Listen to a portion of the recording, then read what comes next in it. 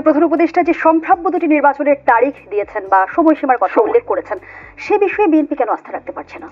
আমি কিন্তু আমার প্রথমেই বলেছি আমি আস্থা রাখতে চাইছি, আমরা চাইছি।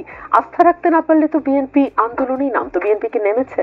শোনা যাচ্ছে চলতি মাসে আপনারা আন্দোলনে নামবেন। আসলে কিন্তু নামিনি, আমরা কিন্তু 16 তারিখে প্রধান উপদেষ্টার সঙ্গে বৈঠক করব বলে সময় চেয়েছে। অর্থাৎ আমরা একেবারে শেষ পর্যায় পর্যন্ত চেষ্টা করছি যাতে আলাপ আলোচনার মাধ্যমে একটা সমাধানে পৌঁছানো যায়। আচ্ছা, আপনি আমাকে বলেন তো, বিএনপি কি একবারও বলেছে যে তারা রাষ্ট্র ক্ষমতায় যাবে বা যেতে চায়?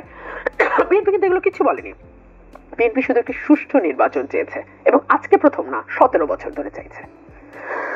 বিএনপি সুষ্ঠু নির্বাচনের কথা বলছে, কিন্তু ছাত্র উপদেষ্টাদের কথা যদি আমি বলি, যেহেতু আপনি তাদের সম্পর্কে সুনির্দিষ্ট অভিযোগ করেছেন, তারাও কিন্তু আবার পাল্টা অভিযোগ করেছে যে প্রশাসনের উপর থেকে নিচের স্তরের নিয়ন্ত্রণ বিএনপির হাতে। এটা তারা বলতেই পারে, কিন্তু আমরা যখন গণমাধ্যমের পাতা খুলি আমরা কিন্তু দেখি বিভিন্ন জায়গায় ওসি, ডিসি, এসপি সকলেই কোন দিকে ধর্ণা দেয়। আমরা কিন্তু দেখি সচিবালয়ে কারা রাজত্ব করে। আমি আমার দীর্ঘ রাজনৈতিক জীবনে একবার মাত্র সচিবালয়ে গিয়েছি, একবার।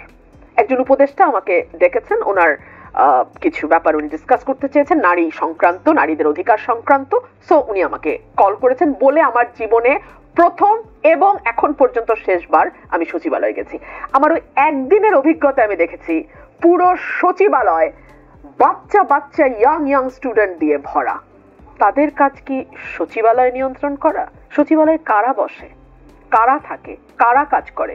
মন্ত্রী, মানে এখন যারা উপদেষ্টা, সচিব, মানে একদম মানে কি বলে, ডেপুটি সেক্রেটারি থেকে শুরু করে সিনিয়র সেক্রেটারি পর্যন্ত তারা সচিবালয়ে থাকে।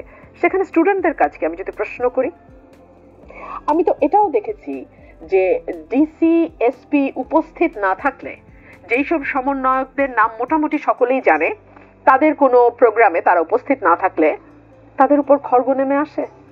এটা আমাদের দেখা, আমাদের গণমাধ্যমের পাতায় আসা, আমাদের এলাকা ভিত্তিক যে নিউজ আমরা পাই সেখান থেকেও একই খবর পাই। ইভেন এনসিপির যে ইনগরেশন প্রোগ্রাম হলো, সেখানে কি স্থানীয় প্রশাসন বাস ভর্তি করে এনসিপির লোকজনকে ঢাকায় নিয়ে আসে নাই? তো এর চেয়ে বেশি প্রশাসনের উপর কন্ট্রোল আর কিভাবে হতে পারে? এক। দুই হলো, আপনি যদি এখন আওয়ামী লীগে যারা গত 15 বছর রাজত্ব করেছে প্রশাসনে, তাদেরকে আপনি ওএসডি করেন বা তাদেরকে আপনি বদলি করেন, সেই জায়গাতে আপনাকে লোক আনতে হবে। তো সঙ্গত কারণেই যারা এতদিন আওয়ামী লীগের সুযোগ সুবিধা নেয়নি, তারাই সেখানে টপ লিস্টে থাকবে। সেটা বিএনপি হতে পারে, সেটা অন্য কোনো দলের হতে পারে, একেবারে নির্দলীয় হতে পারে। আর প্রশাসনে যারা চাকরি করেন তারা কিন্তু ওথ বাউন্ড, তারা কিন্তু শপথবদ্ধ যে তারা কোনো রাজনৈতিক দলের সঙ্গে অ্যাফিলিয়েটেড থাকতে পারবেন না, যুক্ত থাকতে পারবেন না। সুতরাং আপনি চোখ বন্ধ করে বিএনপি বলে দিচ্ছেন, এটা কেমন করে হয়? এটা তো আসলে। এই অংশে আপনার কাছে আমার শেষ প্রশ্ন, ব্যারিস্টার রুমিন ফারহানা, যেমনটি আসলে বিএনপির বিরুদ্ধে অভিযোগ যে 16-17 বছর বিএনপি লাগাতার আন্দোলন করে দাবি আদায় করতে পারেনি, নির্বাচন নিয়ে যে আপনারা আবার আন্দোলনে নামার কথা ভাবছেন, দাবি আদায় করতে পারবেন?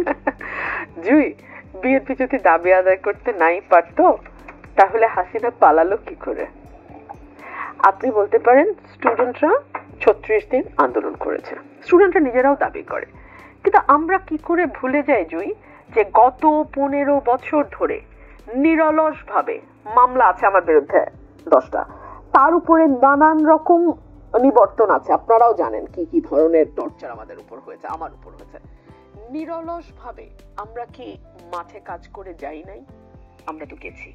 আমাদের কয়েক হাজার নেতাকর্মী স্রেফ গুম হয়ে গেছে বা এক্সট্রা জুডিশিয়াল কিলিং এর শিকার হয়েছে।